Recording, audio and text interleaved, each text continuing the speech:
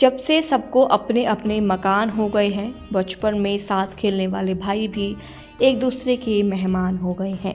क्या आपने सोचा है कि जो असली घर है, जहां बचपन बीता, जहां हर दीवार पर आपकी याद है, जहां हर कोने में आपके सपने पले बड़े हैं, उसी घर से दूर जाने की चाह क्यों पैदा हो जाती है?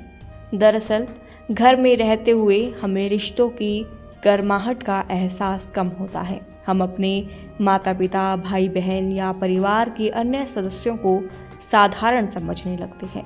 उनकी सलाह, उनका प्यार, उनका डांटना सब हमें बोझ जैसा लगता है। हम यह सोचने लगते हैं कहीं और जाकर हमें ज़्यादा आज़ादी मिलेगी, ज़्यादा समझने वाले लोग मिलेंगे। यही कारण है कि आज घर से दूर चले जाते हैं सब, जैसी सोच आम होती जा रही है। लेकिन परिवार वह रिश्ता है जो जन्म से जुड़ा है, जिसमें खून का नाता है, जिसमें बिना कहे ही आपकी भावनाओं को समझ लिया जाता है। अगर आज आप आपके घर पर ऐसा माहौल है जहां आप घुटन महसूस कर रहे हैं, तो सोचिए, बात करिए, समस्याओं को सुलझाइए।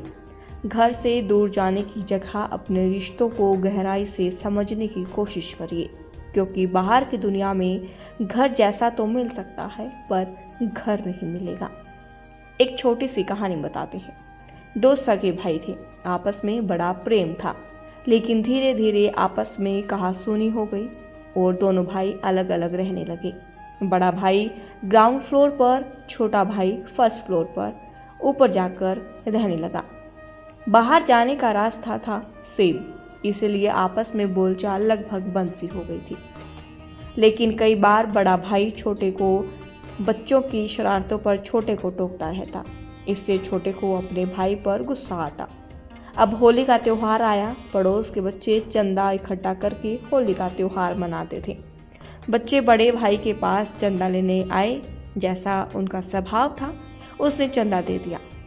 अब वही बच्चे ऊपर जाने लगे तो बड़ा चिल्लाकर बच्चों से बोला, अरे यह तो एक ही घर है, मेरा ही तो है।